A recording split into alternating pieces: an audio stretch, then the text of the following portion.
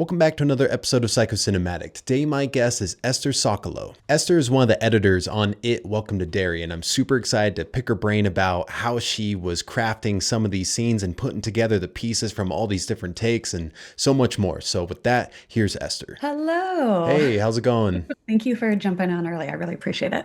Yeah, no problem. Thank you for coming on here. I appreciate your time. No, it's my pleasure. Did you Okay. enjoy?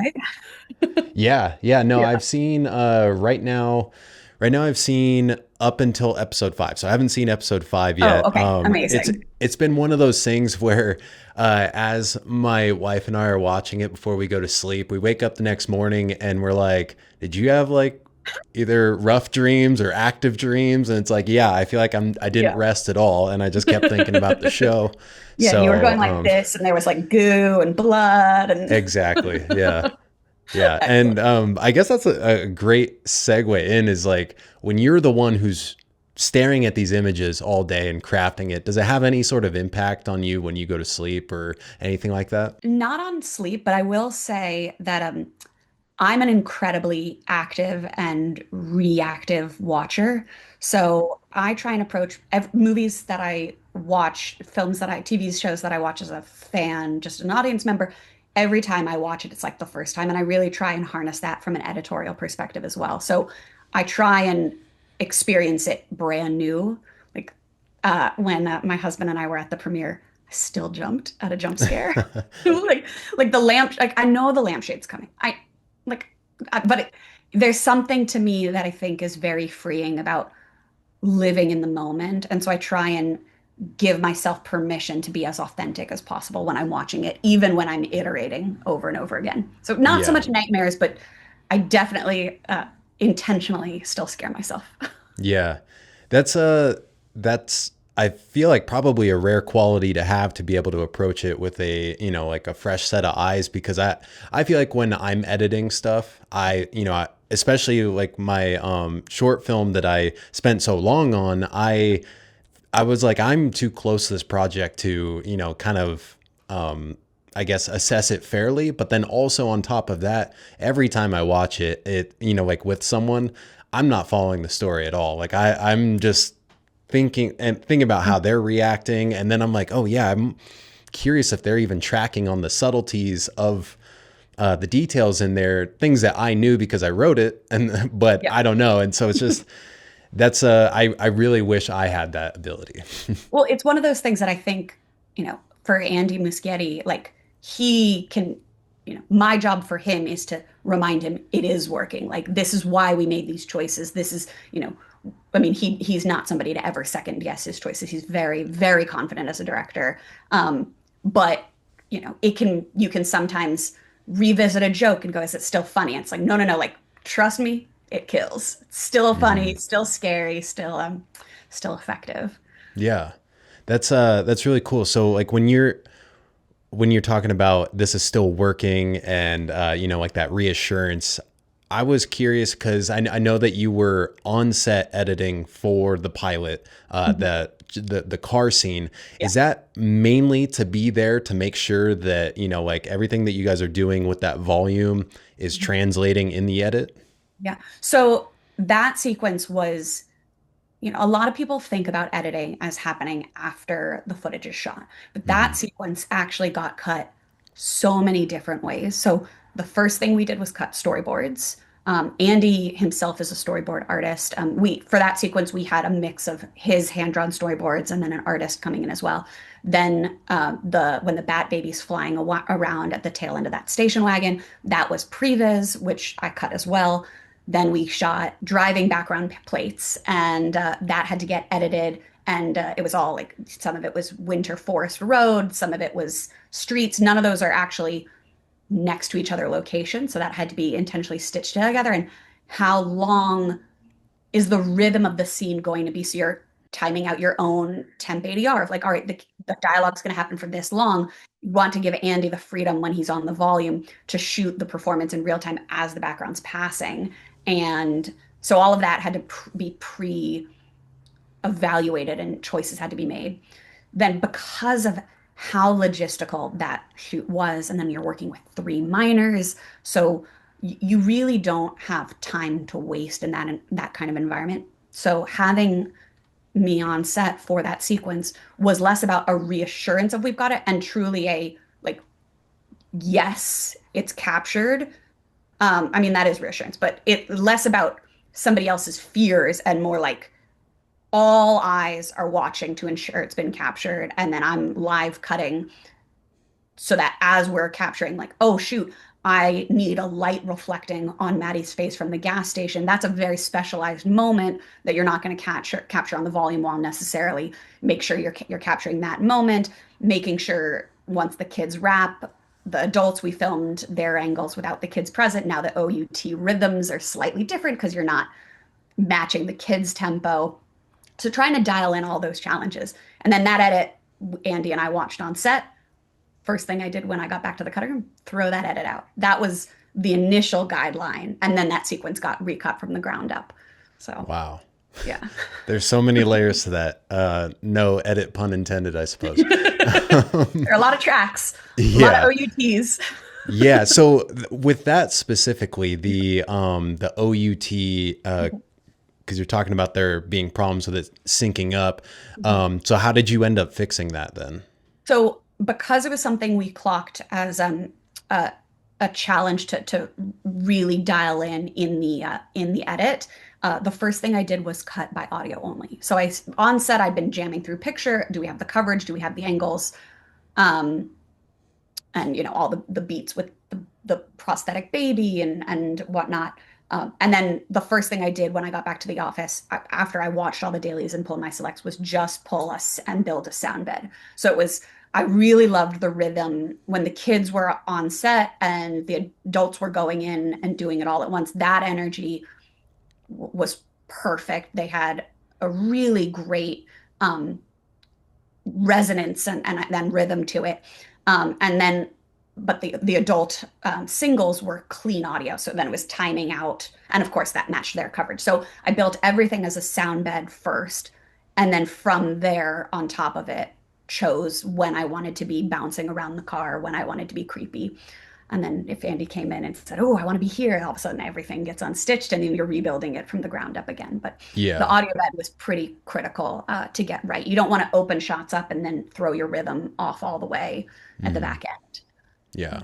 So then in that process, is the footage going directly into your computer or are they just constantly bringing drives over to you to, transfer the That's an footage? amazing question. So we have two things. So we used a program called QTake, which allows you to live stream what they're shooting on an iPad or a laptop, and whatnot. So I had a laptop to my left with QTake up and then the script. So I was watching the live feed as it was capturing. And then I had my Avid rig with the timeline, and I had all my storyboards and previs that we pre-edited, consolidated.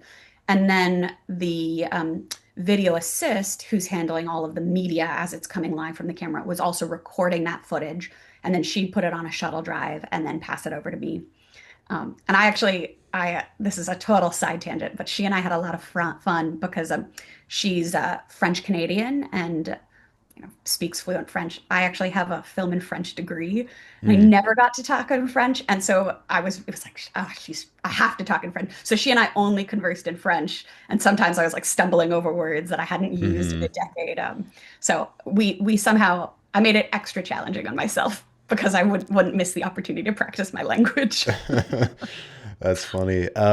So forgive me because I am not 100% sure on the terminology here. You said your Avid rig, is that editing Yes. software?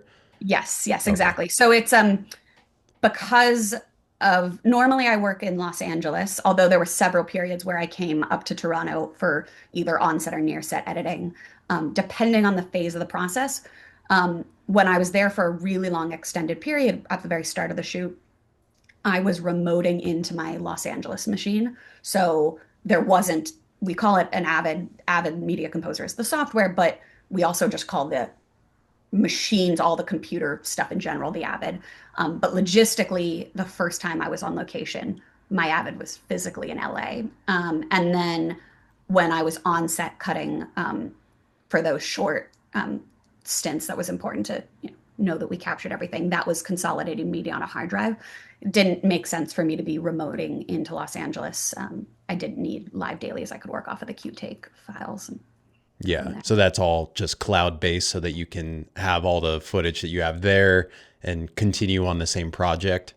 Not cloud-based. It's all where security is really important. So it was very locked off. Like it was a Yeah. machine that wasn't connected to the internet. I had a password protected hard drive that I would carry home every single night that had consolidated just the sequences that we needed to reference. And then I also had some heavily watermarked quick times of the full episodes in case Andy needed to reference something immediately on set. And then everything I needed on a program called Pix as well that allows you to access securely a greater degree of content. Gotcha. Yeah, because that was one of the things I was going to ask you about is what you like, what software you're choosing to edit on, and whether or not that's your choice or based on project to project, and if you have to conform to a different software depending on what you edit next. Yeah, so I try and approach my work to be very program agnostic. I've worked in Final Cut Pro X, I've worked in Adobe Premiere, I've worked in multiple versions of Avid, and Avid has constantly been iterating. So when we say I work on Avid, it's like I've worked on 2024, 2018. There's various versions that have popularity with people. And then I'm super open to what DaVinci Resolve has been doing. I'm very intrigued by the advances they've made to their editing platform. So Avid has been, you know, the majority of my work is Avid based, but when I do side projects, like I do a lot of sizzle reels for various award shows and stuff, and those I typically do in Premiere. They're just faster to jam through the footage Yeah. with. I went back and rewatched some of the key scenes that you had talking points on. And so the one where Leroy is getting attacked in his room, Mhm. I, on the second watch, I noticed two details that I didn't on the first time that really help sell the fact that he's this fearless guy. The detail that I missed was the calm paced heartbeat in this tense situation, Mhm. which I thought was a great detail to add later when you now know that he's like not just a tough guy, he's like a different level of fearless. And Mhm. then when he notices Dick in the corner, that the change in audio, because he said that that was the only other time he's felt this feeling. Mhm. And so I thought those two details were really cool. But I'm sure you probably did some other things in there that all are still going over my head. Well, so that's the thing that I love that you picked up on those.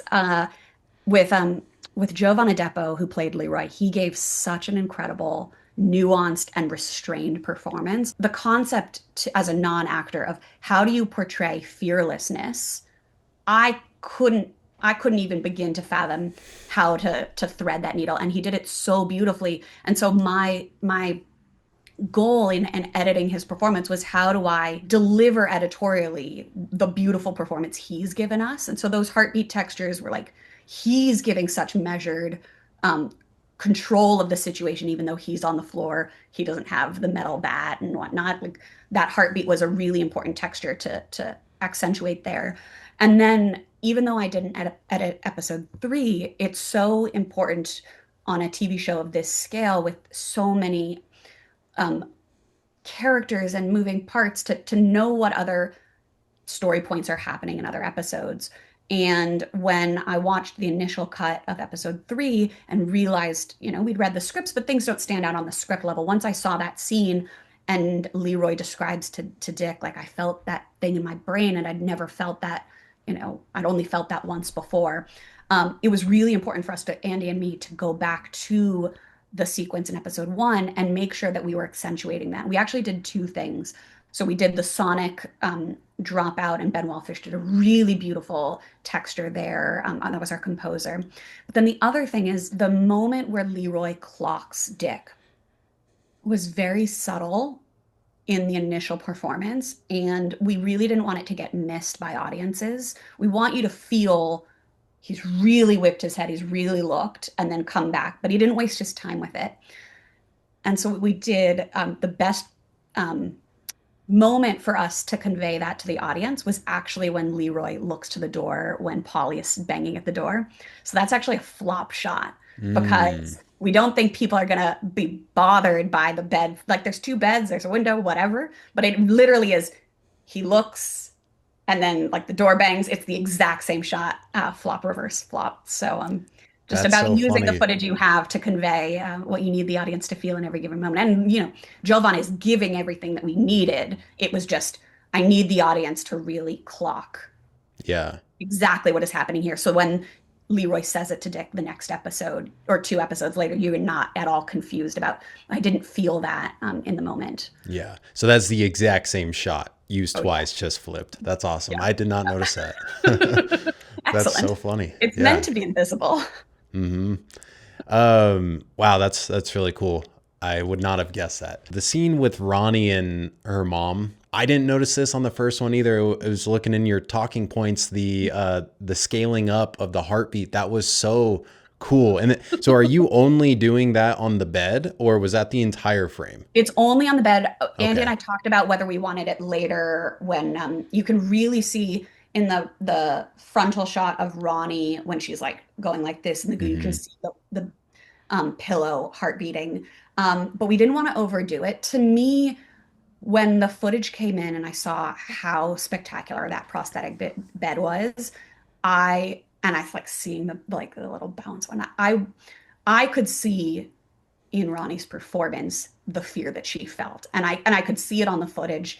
But I just wanted to do this little subliminal thing of you're not meant to clock it, you're just meant to feel it. And it's a 2% blow up. It's three keyframes, so 100%, Hmm. 102, and then back to 100.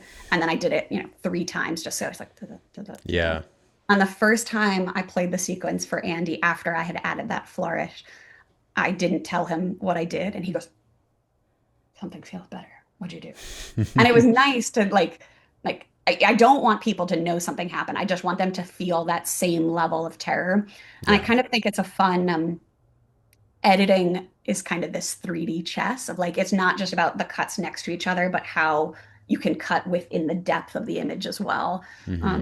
so yeah, really Yeah. fun to So explore. then that was you just masking out the bed to scale up that portion. No, it literally is the whole image. Okay. Yeah. Gotcha.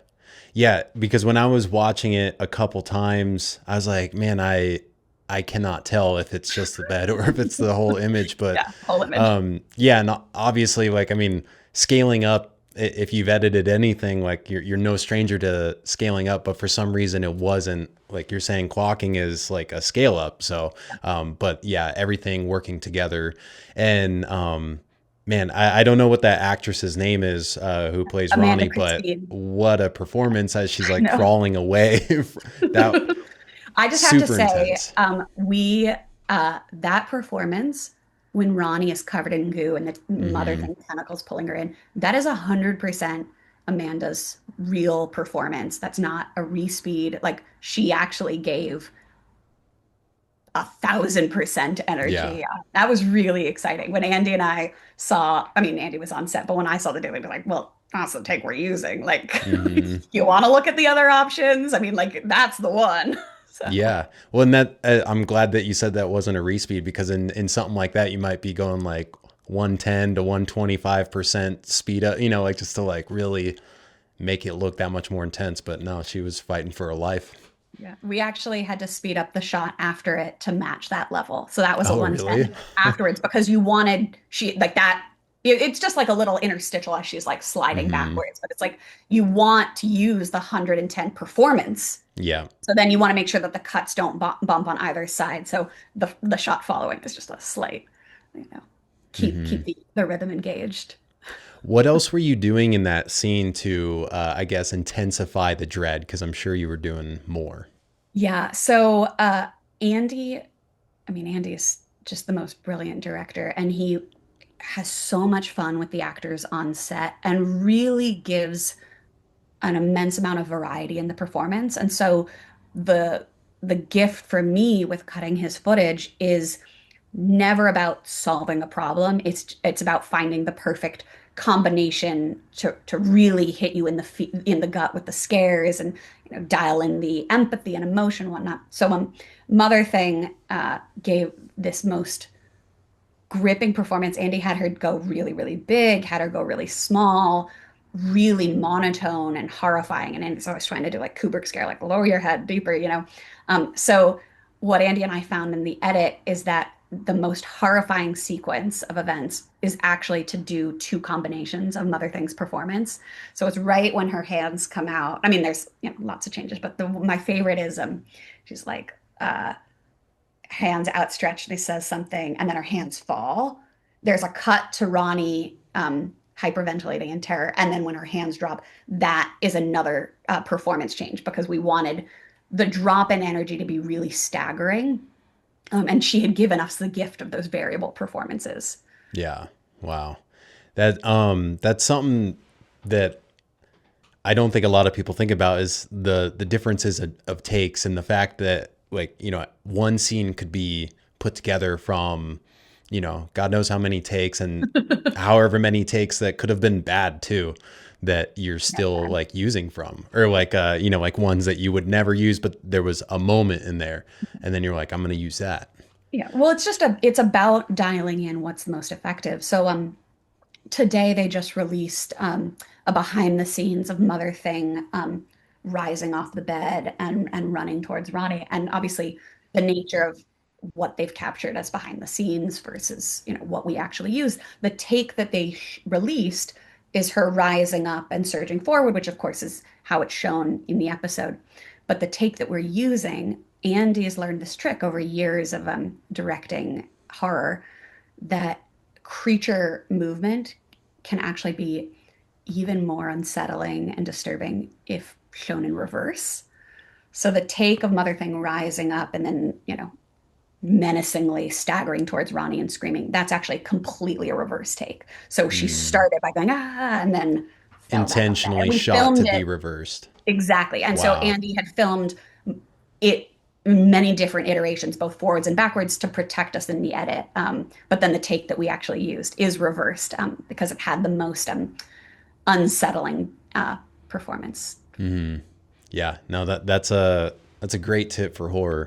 Wouldn't have thought about that, but I know that when you reverse things, they do, like, they have an uncanny nature to it, and so Mhm. that definitely Yeah. adds to it. So the other scare scene, which I felt like was a like a master class in like building tension, was the pickle dad one. That was probably my favorite moment from the four episodes. And also throughout the It films, I feel like Pennywise is at his best for me. Like, what scares me the most when he's just possessing a normal person, and he Mhm. doesn't look like a clown or anything like that, because they just look so creepy in the background. And I still remember, I think it was from It Chapter 2, like the naked old woman running around like that. That lives Yes, rent free in my head, unfortunately. Like, it's absolutely. horrible. Yeah. And so I was really happy that we were seeing some of that here. And like, I had read some of the notes about what you were doing in that scene, but I'm sure you've done more. So could you please elaborate on what all you're doing to like build that tension to that crescendo point and, earning that scare? Yeah, so that scene is thematically about Lily's descent into paranoia. You, as an audience, you've heard the rumors about her dad's body parts being found in pickles, this fear of her not being believed, being perceived as crazy, that no matter what she does, no matter how she tries to control her narrative and come out on top, like, this label of being crazy is unshakable for her. And it taps into her most primal fear, which is what Pennywise feeds on. So to me, the finding that rhythm and pacing of the sequence, I know Lily's emotional state, but in order for that sequence to be scary, it's really important for me to think about the audience's emotional state. And I want the audience to empathize for Lily, and I want them to feel that own descent into madness. Which voice is Pennywise? Which voice is somebody actually whispering about her? At which moment do you want to see um, the shelves come out behind her, which is a really clear tilt towards Pennywise's presence being in the scene. So it was nice to play with, like, you get the fishmonger, the nice little, quick jump scare. You see the woman scurrying in the background. Is that real, or has Pennywise already taken over the scene?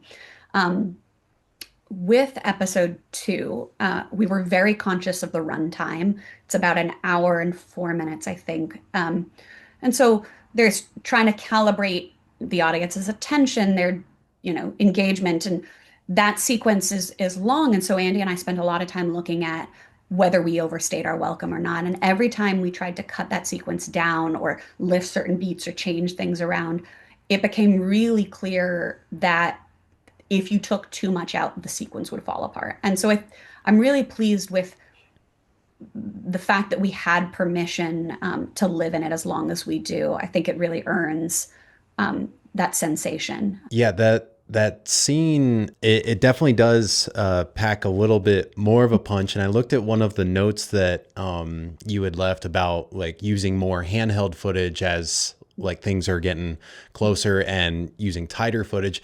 Is that stuff that's all prepped beforehand, or are they just shooting like a bunch of coverage?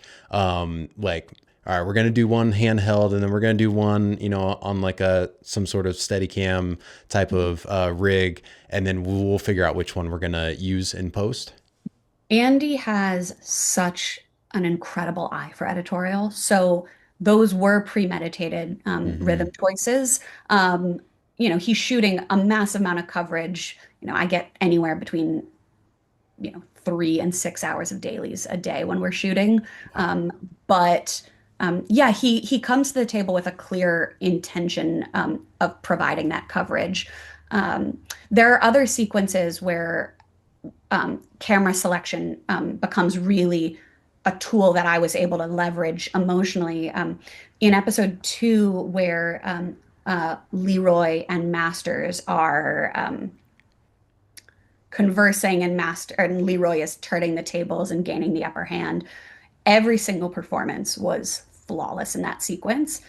So it wasn't about choosing the best performance, but Andy shot these escalating low angle camera push-ins, and then he also shot his traditional locked off shots. Your wide, your mediums, your closes. And then there's these great shots where Masters leans in, Leroy sits back, and you can play with confidence. And so when Andy and I were editing that sequence, we played with the camera angles very heavily there. When Leroy's ready to take power in the scene, the camera angles shift, and then we stay on those matching angles. Yeah, I think that also went a long way towards conveying the rhythm we were looking for in the scene. Mm-hmm. When you're doing scenes like that where there's so many different angles and options, how often does continuity become an issue for you? Continuity is always important, but it's not my guiding principle. Mm-hmm. I find that, you want to, my first goal is always authenticity and performance, finding whose scene it is, and how to give them that power in the scene. If continuity, you know, drifts, so be it. I try and cut around when it's a minor thing, when but if it doesn't matter, if I need the audience's eye to be looking at something critical.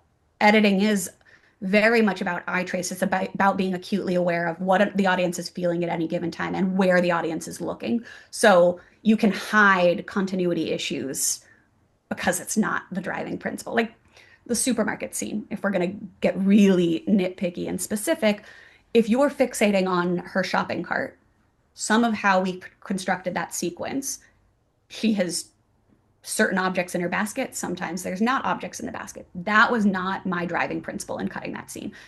If the audience is looking at what's in her grocery cart, then we failed our job. That sequence is meant to be her emotional descent into paranoia and fear. Yeah. And maybe then it becomes, like some continuity error becomes part of the madness, and so be it.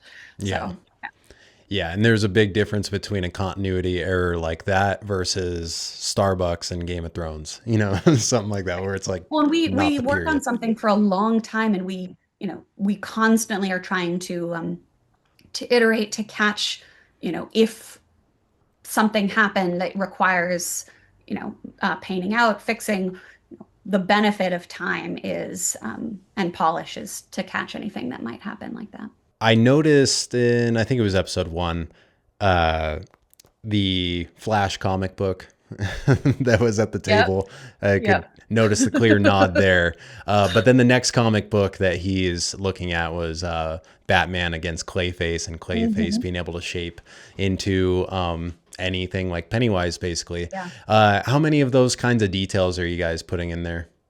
So the comic books were Andy in the art department, Mm-hmm. but Andy loves an Easter egg. I love an Mm-hmm. Easter egg. I think again it goes into anticipating what the audience is looking for, what they're going to be excited for, how there's so many levels and details that are really lovingly put into a show like this. So Mm-hmm. yeah, I think a little nod is quite fun. And it was Yeah. quite nice that episode one aired the day that, what was it, Clayface's anniversary of first publication. So that was a nice Oh, that's awesome. accidental double Easter egg.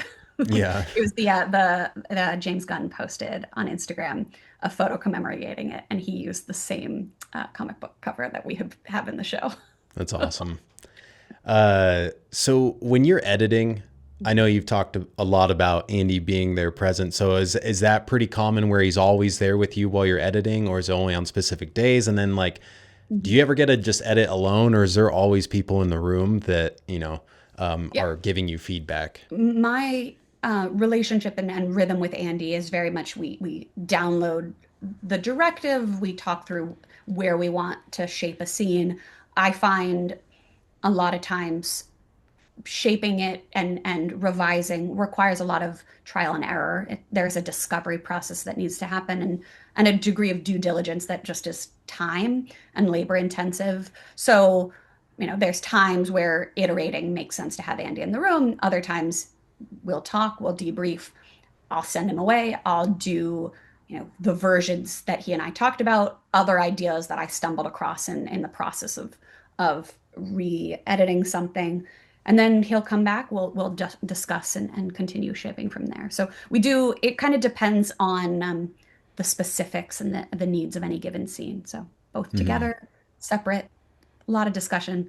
I have scene cards printed out of all the major scene beats per episode, and so sometimes editing with Andy is just standing and looking at the scene cards. And because you have so many, um, such a large ensemble cast, and a lot of sequences where you're dropping in with characters and they haven't yet interwoven into the larger fabric of the story, those sequences could go in potentially any order. And so sometimes Andy and I, it helps to have that bird's eye view of, what, maybe Leroy walking past the military barracks makes more sense earlier in the episode. Maybe Charlotte visiting Derry for the first time really helps if we bring that earlier, and vice versa. And so it's about calibrating. So editing looks like a lot of different things with Andy, depending on the need of what we're trying to figure out. Yeah. That scene card thing is cool. Because I haven't heard about that for editing, but someone, a writer had told me that, using flashcards before you write your script. And so I tried it with my last script, and it was way easier when you're looking at the top down. And I was treating them like scene cards, like these story beats that are happening, and where exactly do I want to put them? And then does Yeah, anything need to go in between them? absolutely. So that's really cool. Hadn't even thought about that for an edit. So you worked on it chapter two, right? Yes, I did. Yeah, I was the first assistant editor on that. Okay. So then how does that role differ from what you're doing as one of the main editors on it? Welcome to Derry. So the first assistant editor is very much an organizational and support role.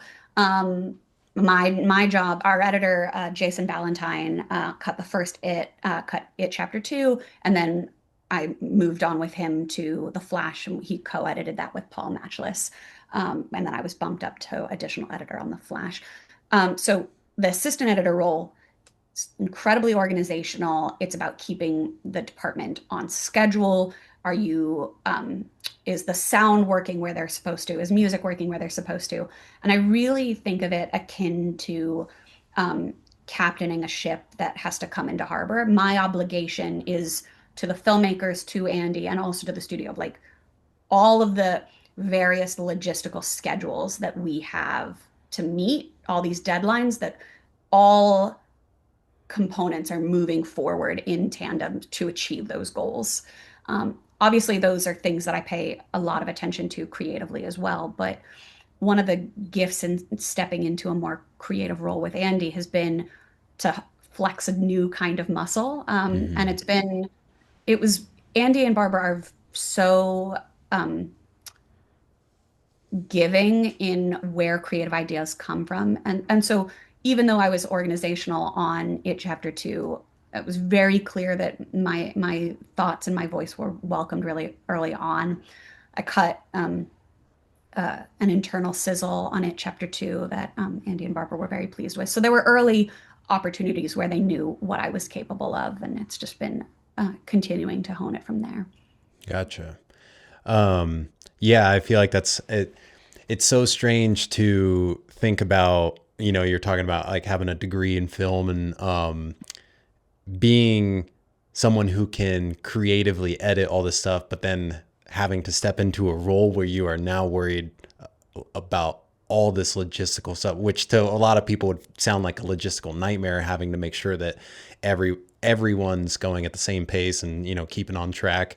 I The only thing I can compare it to me is like, because I'm a freelance videographer, and so I just want to do the art side of things, but then I have Mhm. to manage the business and taxes and all the other stuff that like isn't in that creative lane. Like, or not as creative. It's probably more creative for the editor side of things than having to manage QuickBooks. But I mean, I got to do it too. I'm a yeah. business. So I think it's every aspect of this business for me, I just approach as like, this is so much fun. And I really tap into that mindset of little me having this dream. And, I don't have family deeply connected to, my career, like doing what I'm doing. This was me venturing forth with a hope and a dream. And I just am, I like look around and I go, I'm so lucky. I'm so grateful. And the job has many aspects that can be perceived externally as stressful or difficult. But my job is telling stories that entertain people, and I find that a real blessing. And I hope that I succeed in that, and that the more difficult days become about how we navigate challenges gracefully and reminding ourselves that the goal is to create art that people will really enjoy and resonate with. So I really, there weren't challenging days that weren't insurmountable. It's all, you know, um, it was a great experience Yeah. crafting So how long were you working on this show?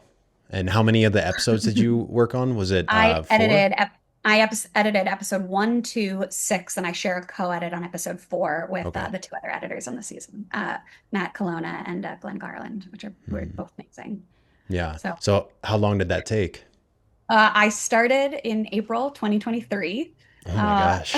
and then in July we had first the writer's strike and then followed by first the writer's strike and then followed by the actor's strike. Editorial did not strike, so Andy was actually able to come back to the cutting room in LA, and we used that down period where we weren't able to shoot to really hone episodes two with Andy and I, and then three and four with Matt and Glenn, respectively. Um, and then because work dried up, there were a little bit of hiatuses while they got gearing up to shoot.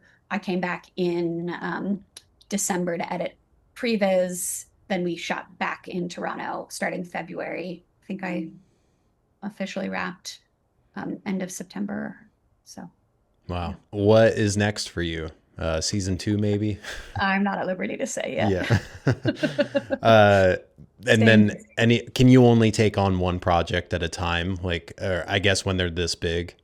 Yeah, my promise when I'm on a project is you get my very best. You get 120% of my ability. And the only way I can give that promise is by not doing side work. I have been very fortunate to work with um, creatives who, as I've moved up the ranks as an assistant editor, have seen that hustle and that creative um, voice and built a trust and rapport with that. You know, I've done side projects. I've edited shorts. I do sizzles for the Eddie Awards, which are the big editing awards. But I really try and keep my side projects few and far between, so that the show that I'm on really gets every ounce of me.